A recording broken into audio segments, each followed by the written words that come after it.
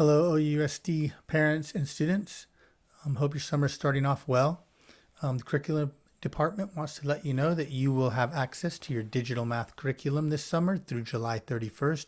So it's a great opportunity to review the work from this year so you're better prepared moving into next year.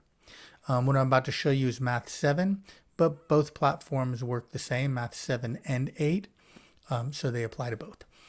Right now we're on that parent resource page for math where you found this video. I want to go through very briefly and show you how you can use the curriculum as a review resource. So let's go into secondary math. Let's move to grade 7. Now in grade 7, up here at the top, you have your areas of focus. So if you click on this right here where it says pop out, it will take you to this page. It has grade levels K through 8. You just locate the grade level you're in. In this case, it's grade 7. When you're in your math curriculum, there's topics for the whole year. So we want to try to focus on the topics that are going to be most helpful for next year. So if you look here, you'll see these dark green boxes that say major clusters. These are the areas that students should spend most of their time on throughout the year. So if you are a 7th grader moving into 8th grade, these are going to be the areas that you want to review that are going to be most helpful for you next year. Now, here we see the first one is proportional relationships. So I know if I go into my curriculum, that's an area that I definitely want to focus on. So let's go ahead and go into our curriculum.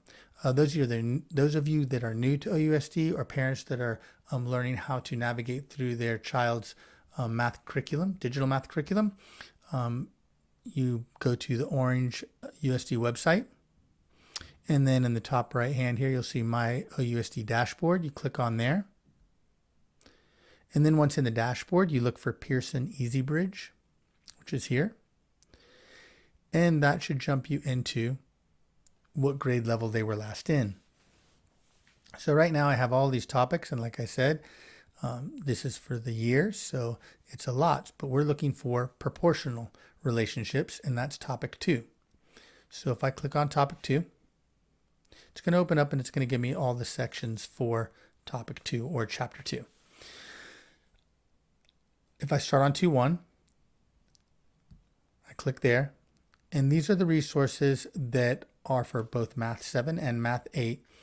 They not only show you examples, but they also move you along and support you with answers. So the good thing is that first it'll give you the question, and then you can try it and then compare the answer they have. So it always starts with example 1, and that's a video. So I'll click on just to show you very quickly. I won't play the whole video.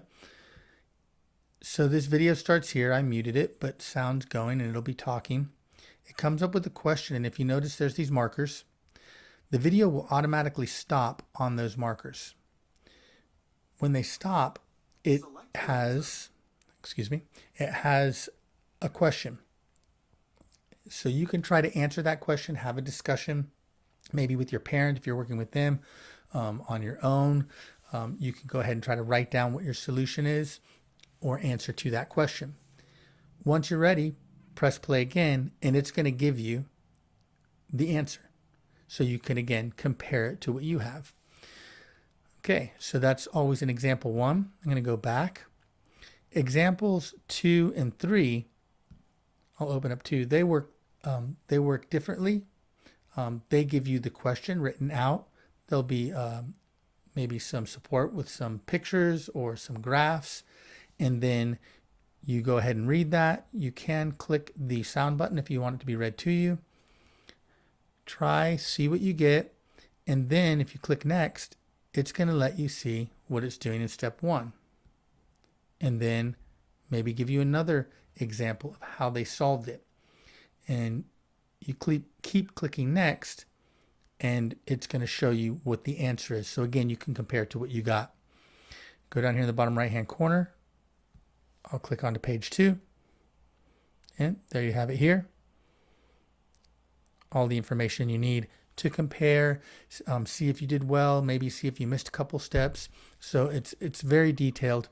and a great study tool. I'm going to go back again. That'll be the same for example 3. Now another resource you can use that helps you to review is your virtual nerd videos. And those are, when you click on those are videos. Click there, say OK, by a teacher who walks you through the concept. And then you can see over here on the right, they have notes, and then you can also click on hyperlinks that give you information if you're not sure about it. For example, what is a ratio? And that video plays through where you can take notes as well, replay it, and do whatever you need to do to get better at that concept. Okay, I'm going to go back now. So you can go through this through each topic and section. Now, you won't be able to go into, you can go into additional practice, but the answers won't be there to confirm or cross-check with your work. So that's why these are so powerful, the example pieces. And then once you use that, I'm going to go back here really quick.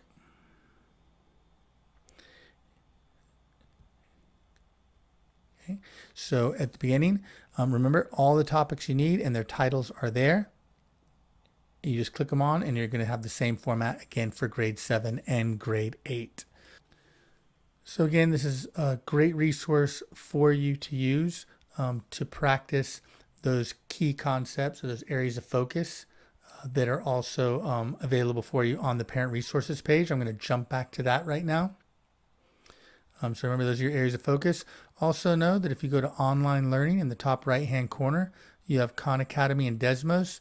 These two websites are really good to just go ahead if you're working on your concepts in math, type them in on those websites. They have video tutorials. Desmos is great for interactive activities that challenge you to think critically and work on those areas that will help support you for next year. So have fun with that. Have a great summer and take care.